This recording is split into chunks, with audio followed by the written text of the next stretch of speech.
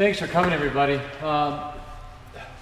The idea on this was not just to have meetings at City Hall all the time, believe it or not, but to get out in the community and to, especially when we have an Ag and Rural Affairs Committee in the city, it's about what's going on in the city, it's about the farming community, it's about not holding secrets at City Hall. And our idea was just to have this meeting and to get it out into the community, and we should probably do this once or twice a year. I like to think, and it's become very, very, I think, a good deal, is Ag and Rural Affairs Committee is the conduit. It's your voice at City Hall. And I know you've heard me say that many times, but when we have issues that are coming up that are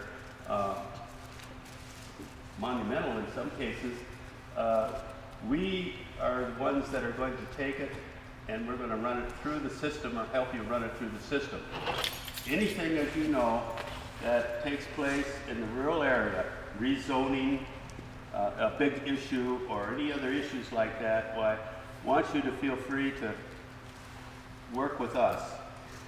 Just again to dovetail a little bit here, when we had this meeting here in election time, remember a lot of you people here election time, and that's where we got the idea for this meeting. And as Tom has told you, lots of times it's better for us to talk about our problems in rural area in a setting like this. Now, that is not to mean that we're trying to segregate from the city. But with the urban area and the rural area, time has told us that we have distinctly different problems and concerns. So when that was, we had you all here at election time, we thought, wow, what a good idea to do this. So that's why we're here and everything. So with that, I think, Ed, do you want to say anything yet? No, I mean, just thank everyone for being here. I appreciate the turnout, and we're looking forward to hearing what you folks have to say. This is a great venue to do it, I think. Again, I think I've met a lot of you. For those that I haven't, I'm Wade Thompson with the city's planning department. As Roger mentioned, I serve as a liaison to the Ag and Rural Affairs Committee. First off, I just want to kind of reiterate some of Roger and Tom's points. This committee is your committee. Really, it's kind of the vehicle to kind of air your issues, your problems to some of the city leaders, and then hopefully we get some of those things rectified. In terms of kind of major recent planning work, we have developed what we're calling our city's agriculture plan. Basically, it's kind of a long-term 10-year vision for agriculture in our city.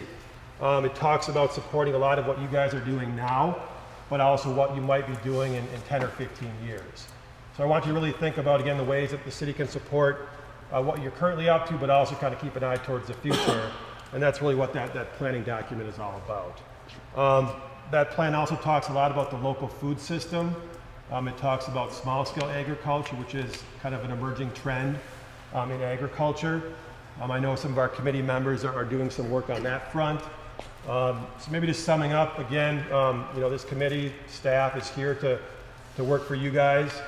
Let us know what we can do to really advance your interests as it relates to issues in the agricultural and rural areas. So, Wade, you talk about a 10-year plan for agriculture. What specifically are you looking at? I mean, what is the city going to do for me that's growing corn and soybeans when my market prices were, I wound up with $2.40 a bushel this spring when we marketed our corn?